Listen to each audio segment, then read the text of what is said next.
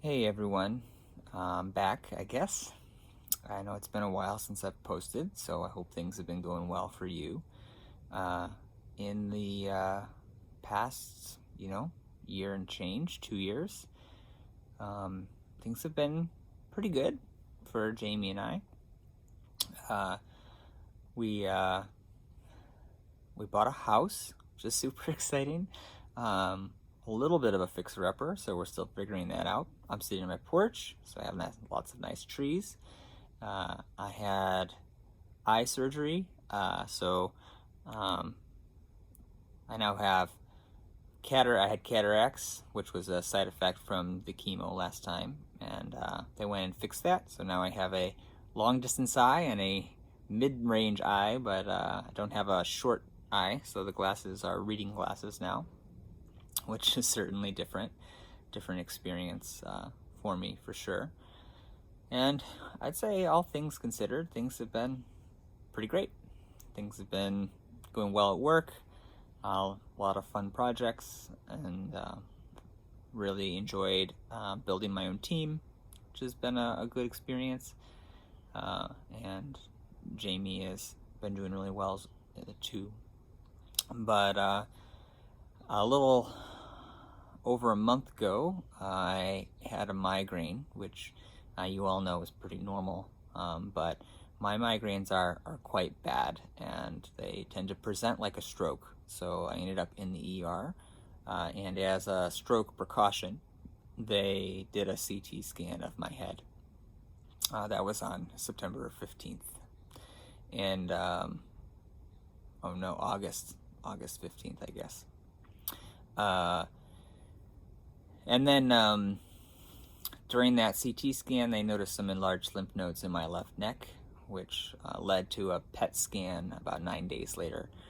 And that PET scan showed that the cancer had come back. So it took a couple weeks to get a biopsy. They did a needle biopsy through my back abdomen and took a sample kind of around my kidney. And there were Reed-Stern cells in the biopsy, so they said, yep, your Hodgkin's lymphoma is back. So that has led to some, meetings with a couple different doctors about what I should do. And the doctors all recommended the same thing, so that's nice, gives me some confidence.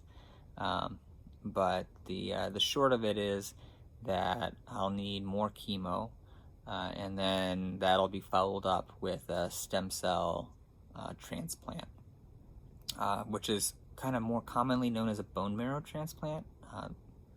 They're both the same and not the same things. We can get to that later if people want, but essentially it's a factory reset of my immune system. So I will go through chemo until I am in remission, which is usually 2 rounds, but could be more.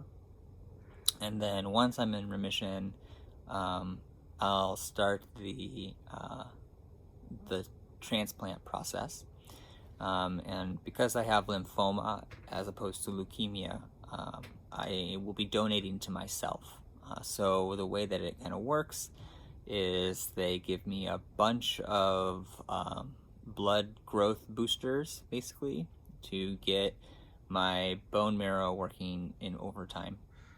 And then they collect my blood with a artificially high number of new stem cells in it, and then those stem cells can grow into whatever the system needs, but they'll take them out of me and store them in order to use them for the transplant. And then I'll be given what is essentially a lethal dose of chemo. So they'll put in enough toxicity into my body to essentially kill my immune system. Not essentially, it will kill my immune system. And then after that process is complete, they will put the stem cells back in my body, and they will grow a new immune system. And so it's totally brand new. It's like it will be like I'm a baby again. For the first month after that, I will have essentially no immune system at all. So I'll have to be extremely careful, and I'll have to go into the hospital every day for tracking and checkups and all that stuff. And then after that first month, I'll be severely immunocompromised, but a little more stable, and my immune system will essentially regrow over the next year. During the end of that year, probably I'll have to go and get like all of the vaccines that I got as a child, and some new ones. I'll probably get the chickenpox vaccine, which I was too late for the first time around. But measles and mumps and polio and all of that all over again. I'll have to start my COVID vaccine journey all over again, I think, as well. So that's kind of the process. And then basically the theory is that the chemo, the initial chemo, gets all of the cancer that we can see, but we can't track on an individual cell level what cancer is there.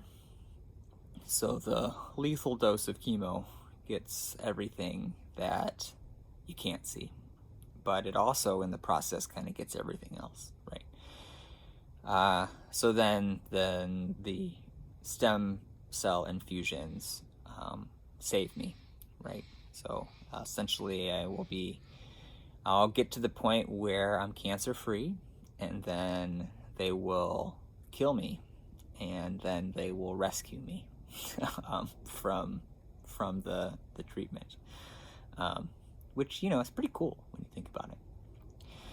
Certainly not without risk, but given my age and my overall health outside of the cancer situation, I should be okay. So results from this treatment have been very good, and so we're very optimistic. And even though this is second line treatment for Hodgkin's, the goal is still very much to cure me, to completely fix the problem, not to just address it. So certainly very hopeful, and we'll see how it goes. But it does mean that I'll certainly have to take some time off of work for the transplant process, some extended time, and I may need to take some leave for chemo as well, kind of depending on how it affects me. I am hoping to continue working maybe part-time during the initial chemo phases, and we'll kind of see how that goes. But I've been very blessed to be supported by a great team at work and have some great leadership who's willing to really support me and help me out. And I've also been very blessed to be supported by a lot of amazing people here in Seattle, as well as, of course, all of you all around the globe. So yeah, that's kind of where I'm at. I have to say I wasn't really expecting to come back to this, but so I guess this is the kickoff of Sean's Cancer Chapter 2, and we'll go from there.